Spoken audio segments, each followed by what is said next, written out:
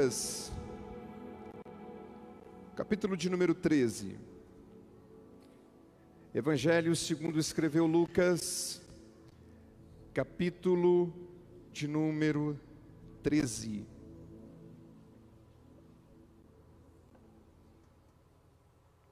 Glória a Jesus.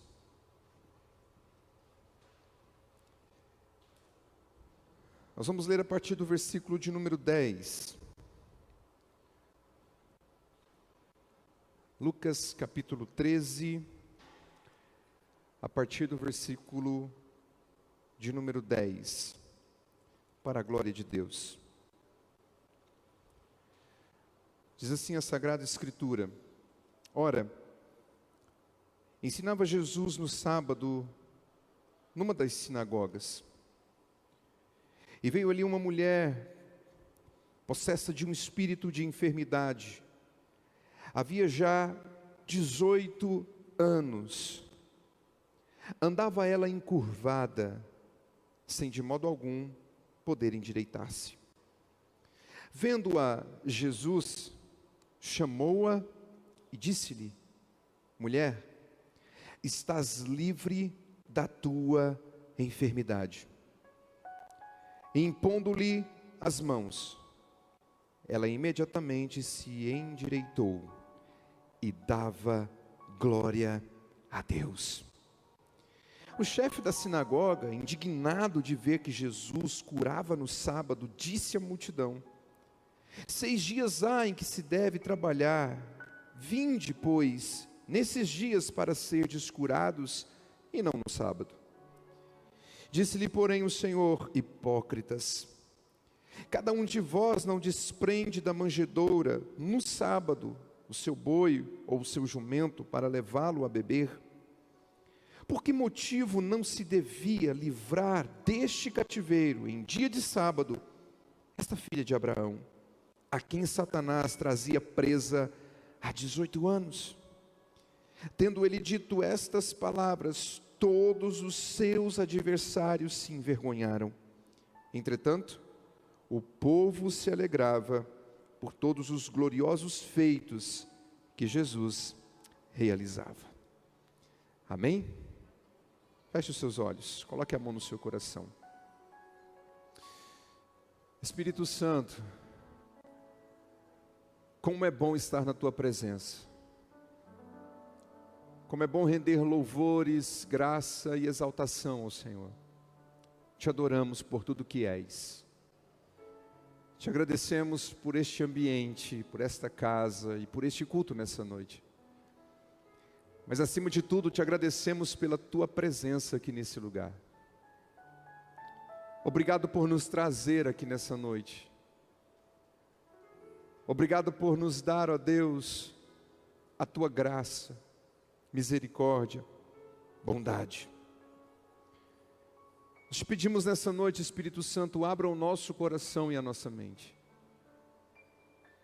Nós não queremos, ó Deus, ouvir algo que nos agrade, mas queremos ouvir algo que precisamos, para que a nossa alma tenha um entendimento que o Senhor é Deus, governa sobre tudo e sobre todos.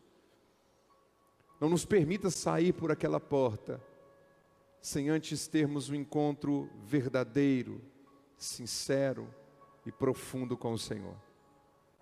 Toca em nossos corações, abra nossa mente. É o que nós te pedimos, em nome de Jesus. Você pode dizer glória a Deus?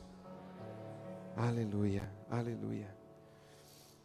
Queridos, o Evangelho de Lucas, ele foi escrito entre 64 e 70 depois de Cristo. E esse evangelista, ele também é o autor de Atos dos Apóstolos, e ele escreve a um homem chamado Teófilo. É interessante nós observarmos que Lucas é um médico, e que diante da sua profissão, ele conta com detalhes aquilo que nos outros evangelhos não tem. A exemplo, quando Jesus está no Getsêmani, suando gotas de sangue, Jesus ele sofre ali um fenômeno raro chamado hematidrose. E apenas o evangelista Lucas consegue descrever esse momento e como que foi isso que aconteceu com Jesus. Esse milagre que Jesus operou, ele também só é encontrado em Lucas. E Lucas, ele narra da forma como ele está entendendo a história, para que do ponto de vista médico, eu também pudesse enxergar, e você também pudesse enxergar, que existem enfermidades que elas são patológicas, mas também existem enfermidades que são espirituais. Diante disso, o texto nos leva a navegar numa história de milagre, de superação, mas também de liberdade.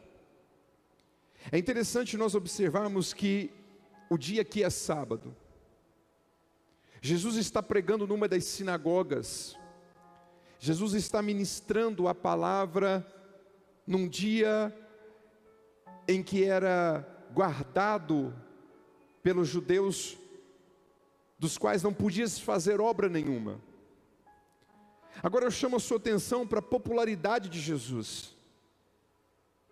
Jesus é um homem que está arrastando multidão, Jesus é um homem que está operando milagres, Jesus é um homem que está ensinando a palavra, e não um ensinamento de qualquer forma, mas um ensinamento com poder e autoridade. A Bíblia diz que Jesus era seguido por multidão e por multidões de pessoas. E de certa forma isso desprendia um certo ciúme, uma inveja nos líderes religiosos. Diante disso, Jesus está ensinando numa dessas sinagogas, e todos os líderes religiosos estão observando, porque Jesus, na religião judaica, não guardava o sábado. Ele sempre fazia alguma coisa no sábado. Ele sempre fazia algo no sábado que deixava os líderes religiosos muito raivosos. Mas o que a Bíblia me ensina é que Jesus fez obras no sábado, não porque Ele queria causar raiva nos líderes religiosos, não, é porque Ele é Senhor também do sábado. Ele é Senhor do descanso. É por isso que Mateus, no capítulo 11, a partir do versículo 28, vai dizer: vinde a mim todos os que estáis cansados e sobrecarregados, e eu vos aliviarei. Aprendei de mim, que sou manso e humilde de coração, e encontrareis o quê? Descanso para as vossas almas. Porque o meu jugo é suave, o meu fardo é leve. Se sábado fala do descanso, Jesus é o Senhor do sábado, Ele é o mestre, rei soberano do descanso, para a minha vida e para a sua vida. E diante disso nós vemos o outro lado da história. Porque se por um lado Jesus é Senhor do sábado, Rei do descanso, está pregando na sinagoga, anunciando a palavra, mostrando o caminho da salvação, por outro, nós vemos uma mulher. E é tão interessante que a Bíblia não fala o nome dela, talvez para preservar a sua identidade. Mas nós temos aqui uma mulher que por 18 anos não sabia o que era olhar para cima. Por 18 anos não conseguia endireitar-se. Por 18 anos ela apenas conseguia olhar para baixo. E olha, a realidade dessa mulher era muito difícil e muito complicada. Fazer os afazeres de sua casa, do dia a dia, não era uma tarefa fácil. Fazer as suas necessidades mais básicas também não era algo fácil.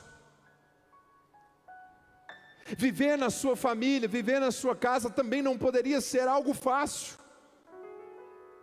E muito menos andar na rua, porque todos veriam que aquela mulher tinha um problema, tinha uma enfermidade, e diante disso, a cultura da época apontava que todo aquele que tinha uma enfermidade é porque tinha pecado contra Deus, ou estava sob maldição. Mas o que me chama a atenção na vida dessa mulher é que mesmo 18 anos olhando para baixo, mesmo 18 anos encurvada, sem poder olhar para cima, sem poder talvez ter uma boa noite de sono, ter um convívio legal na sua casa, sair sem ser apontada por todos, ela não abriu mão de estar na igreja. O seu problema não foi empecilho para caminhar para a casa de Deus. A sua dificuldade não foi um pretexto para dizer: eu não estou bem, vou ficar em casa. Ou hoje eu não estou legal, vou ficar na casa. Hoje eu não estou bem, não vou à igreja.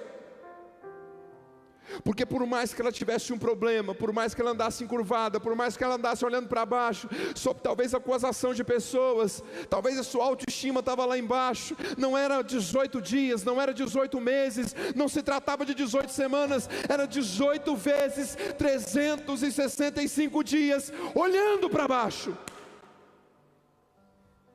Mas o que ardia no coração dessa mulher era: eu preciso ir à casa do Senhor, eu preciso buscar a presença de Deus, eu preciso ouvir da sua palavra.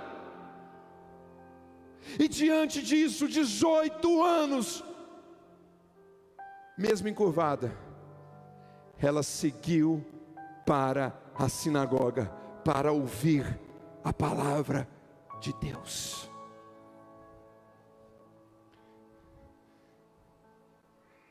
E talvez você, e Deus falou muito comigo sobre essa palavra.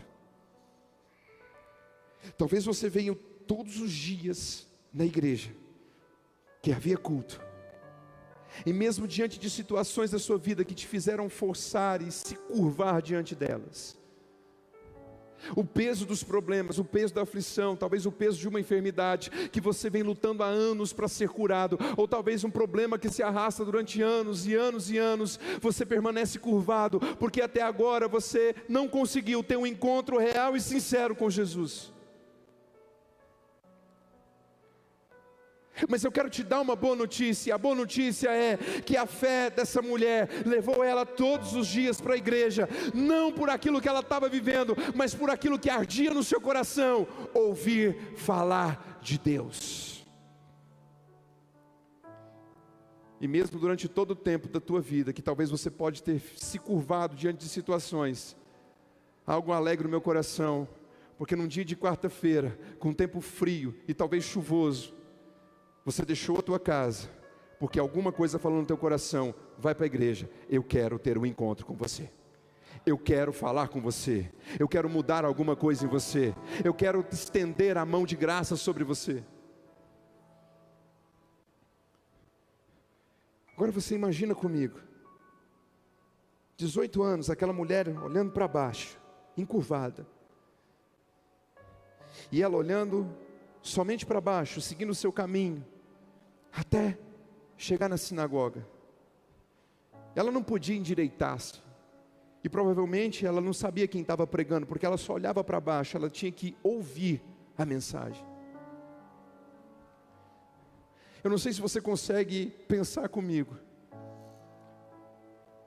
Talvez ela pensou que seria mais um culto, talvez ela pensou que seria mais um sábado, talvez ela imaginou que ela ia ouvir a mesma pessoa pregando, ou talvez uma outra que ela já tinha ouvido pregar.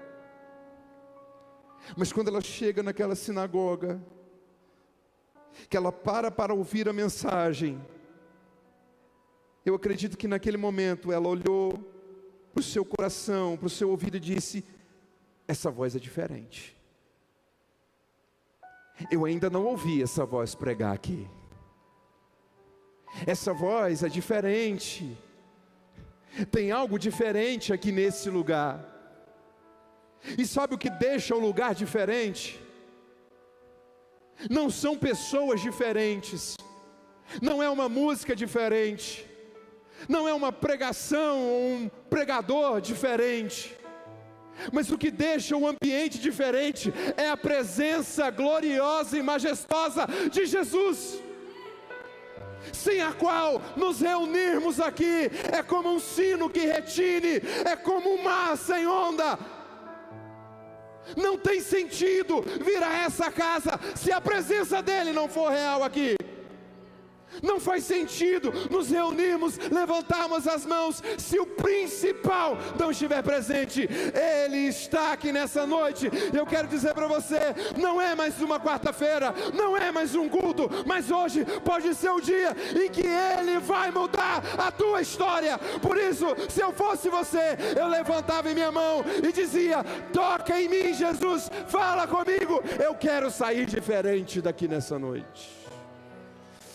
Rabassurianda Labachai. Quem está entendendo o que Deus está falando aqui? Oh glória! É tão interessante que Jesus está pregando. O texto disse que ele está falando na sinagoga. E diante disso, verso de número 11 vai dizer: veio ali uma mulher possessa de um espírito de enfermidade, já havia 18 anos. Ela só andava encurvada, ela não podia endireitar-se. Mas o texto no verso 12, e a Bíblia ela é linda, fantástica. Nenhuma letra, nenhuma vogal está colocada aqui à toa. O primeiro verbo que está aqui no verso 12 é o verbo ver. E a Bíblia diz que Jesus a viu. Dentre todas as pessoas que estavam ali, os olhos de Jesus foi diretamente para aquela mulher. O texto diz: vendo-a Jesus, ele viu. E a palavra ver aqui significa fazer uma análise geral. Diante disso, eu não acredito que Jesus apenas viu aquela mulher, mas ele viu os longos anos de vida que ela teve com aquela enfermidade e com aquela dificuldade. Eu quero dizer para você que nessa noite, que quando você pôs os pés aqui dentro, Jesus já te viu. Não, você não entendeu. Jesus já te viu. E não apenas te viu, mas ele já fez toda a análise que precisava ser feita. Ele já puxou a tua ficha, e Ele sabe o que você vem arrastando anos e anos. Qual é o motivo que você tem sido curvado diante de problema, diante de enfermidade, ou seja lá de qualquer coisa. Ele sabe tudo ao seu respeito. Segundo, vendo-a Jesus, o segundo verbo, chamar. Jesus chamou. Eu quero profetizar nessa noite. Teu nome está saindo na boca de Jesus nesse momento. Teu nome está sendo anunciado agora por Jesus, dizendo: ei, filho, filha, hoje eu estou te chamando. Eu já te vi e estou te chamando para resolver aquilo que precisa ser resolvido na sua vida hoje. Não, não é amanhã, não é mês que vem, não é semana que vem, é hoje, agora. Jesus viu, Jesus chamou. Terceiro, Jesus falou. Ah, querido, quando Jesus fala,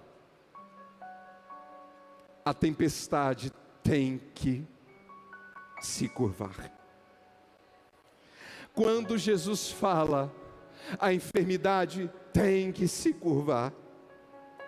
Quando Jesus fala, a inveja tem que se curvar. Tudo aquilo que te aflige, ao ouvir Jesus falar, precisa dar ouvidos e se curvar diante da majestade de Cristo Jesus. Jesus viu, Jesus chamou e Jesus falou para aquela mulher a seguinte frase: mulher, estás livre da tua enfermidade. Você está ouvindo a voz de Jesus pela fé? Eu já sinto Jesus falando aqui para pessoas aqui nessa noite: você está livre. Você está livre daquilo que está fazendo você se curvar. Você está livre do pecado. Você está livre da enfermidade. Você está livre da porta fechada. Você está livre da inveja. Você está livre da crise. Você está livre daquilo que carrega como peso espiritual. Você está livre. Oh! É para Ele. Aleluia. Aleluia. Jesus viu, Jesus chamou, Jesus falou. Quarto verbo: Jesus tocou naquela mulher.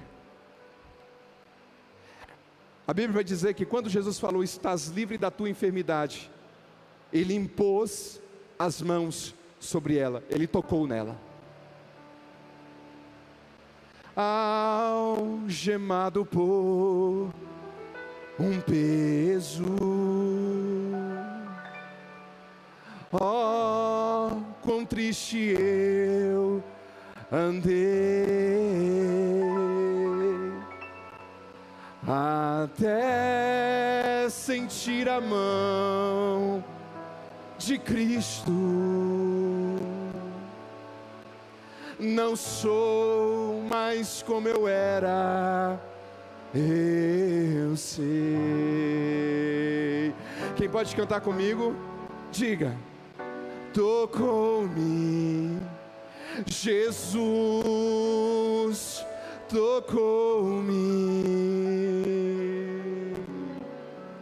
de paz Ele encheu meu coração.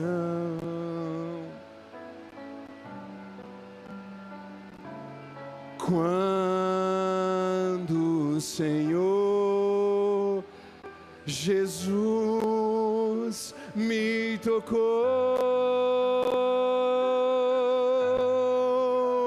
livrou-me da... Eu quero profetizar que Ele está tocando hoje em você. Eu quero profetizar que hoje Ele está botando um fim no teu sofrimento. Eu quero profetizar que hoje a mão do Senhor te alcança, para te ver, para te chamar, para te tocar e para te dizer: você está livre daquilo que te aflige, você está livre do mal que te persegue, você está livre do pecado que tenazmente te assedia. Hoje a mão de Jesus te encontrou aqui. Oh glória! Aleluia, aleluia, aleluia, aleluia.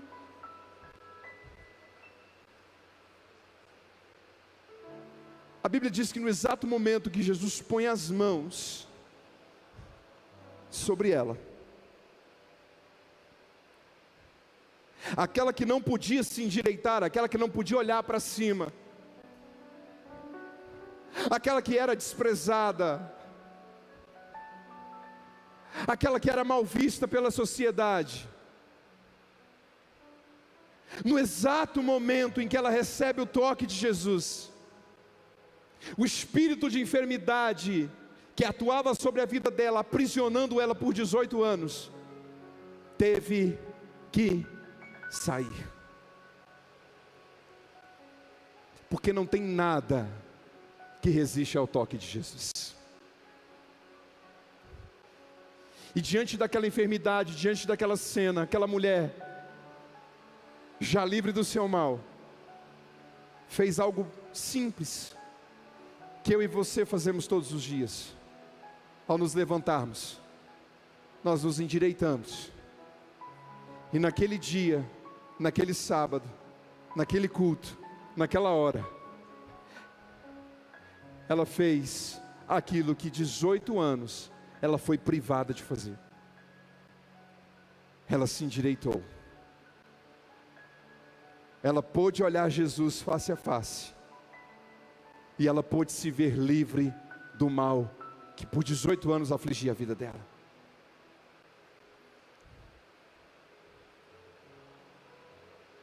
Eu quero profetizar hoje na tua vida.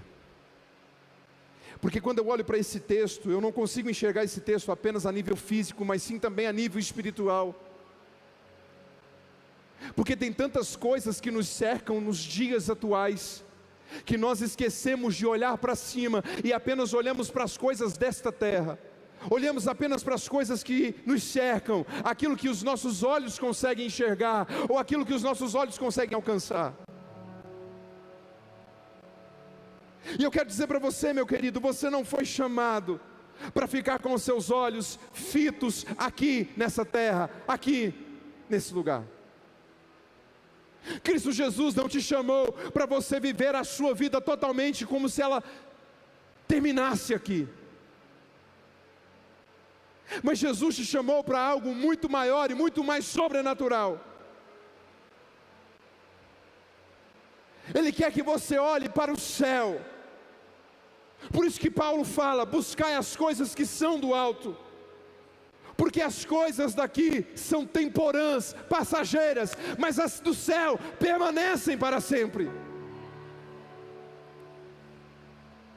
E eu quero dizer para você, que enquanto você buscar a presença de Deus, que enquanto você buscar a glória de Deus, enquanto você olhar para o céu, Deus vai cuidar daquilo que é terreno para você. O grande problema é que nós queremos tomar conta de tudo, como se Deus não soubesse cuidar daquilo que nos cerca e nos rodeia. Nós somos mestres em tirar Deus do controle da vida, dizendo: Senhor, eu acho que eu sei fazer melhor que o Senhor, então dá licença, deixa eu tomar a frente, porque eu acho que é melhor a situação ser controlada por mim. E o que a situação faz é trazer-nos um peso tão grande, a ponto de nos encurvarmos e apenas termos os nossos olhos direcionados para isso. Mas hoje nessa casa, você não veio encontrar um amigo, você não veio encontrar um colega, você não veio ver um bom louvor, mas hoje aqui você veio encontrar com Jesus.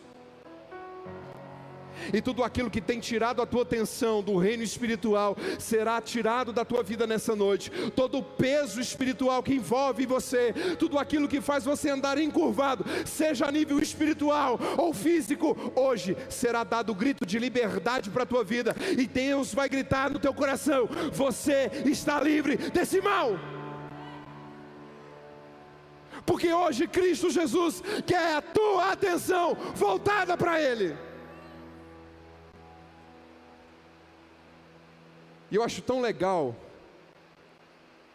porque quando nós temos alinhamento dentro do culto, a gente não precisa combinar nada com a equipe de louvor, porque Deus usa os meninos e Deus usa a palavra para completar a obra dele aqui nessa noite.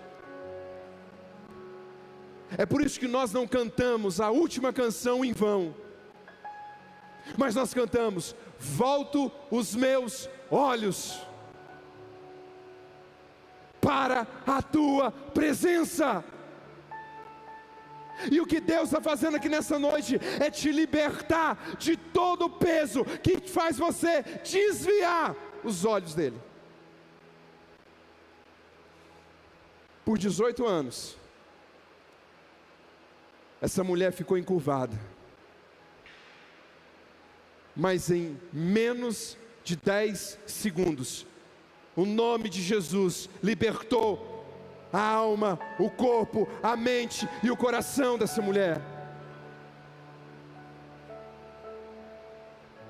A situação pode te prender por muitos e muitos anos, mas basta um olhar de Jesus, basta uma palavra de Jesus, basta um toque de Jesus, para que você volte os olhos para quem você nunca deveria ter deixado de olhar: Jesus. E o que Deus quer fazer nessa noite é reavivar o teu coração e tirar você do estado de encurvatura espiritual e mostrar para você que Ele ainda tem autoridade sobre as enfermidades, sobre os problemas, sobre as tempestades, sobre a ansiedade, sobre a depressão, sobre a porta fechada, sobre a crise financeira, sobre a crise familiar, sobre o seu casamento, sobre a vida dos seus filhos, sobre a sua vida. Ele tem o controle. Volte os olhos para Ele nessa noite. Deixa Ele tocar no seu coração e fazer aquilo que a medicina não consegue, que para o homem é impossível, mas que para Ele todas as coisas são possíveis. Quem pode dizer amém? Feche seus olhos, eu quero orar por você.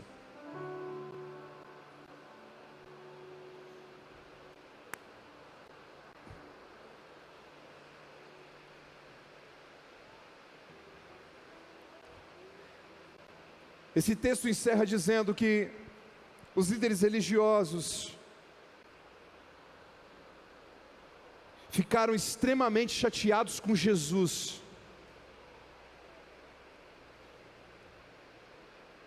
enraivecidos com Jesus, por Ele ter curado no sábado.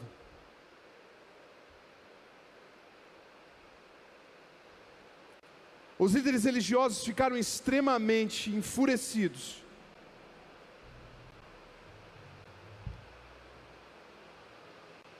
porque aquela mulher, ela foi alcançada pela graça, e eles não foram capazes de adorar a Deus, diante da liberdade daquela mulher, mas sim, criticaram,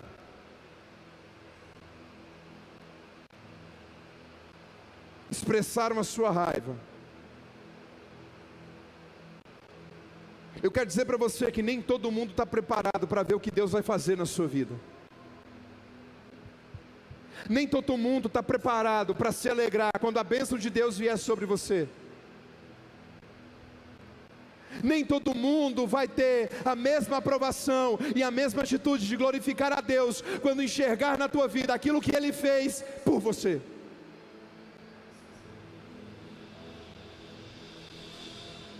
Mas o que importa não é o que vão falar. O que importa é o que você vai viver.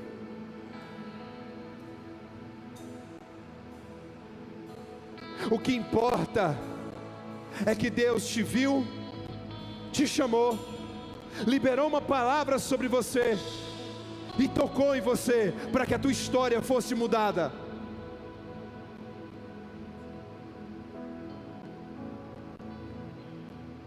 Não importa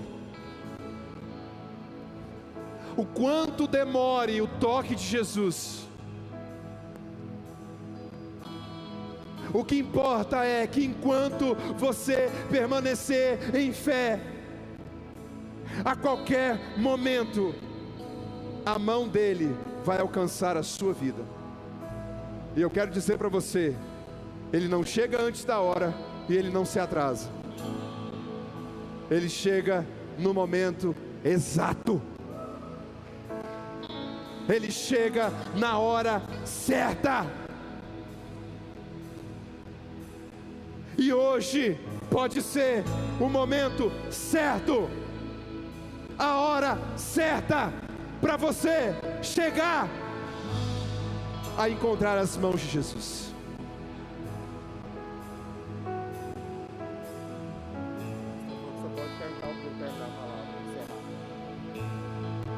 Por isso eu quero que você, se você quer sentir nessa noite o toque de Jesus, a mão de Jesus, se hoje você crê que é o dia da tua liberdade, se hoje você acredita que hoje o seu nome vai ser ecoado dos céus, e que a palavra direcionada para você é: você está livre daquilo que te faz encurvar. Eu quero que você fique em pé no seu lugar em nome de Jesus.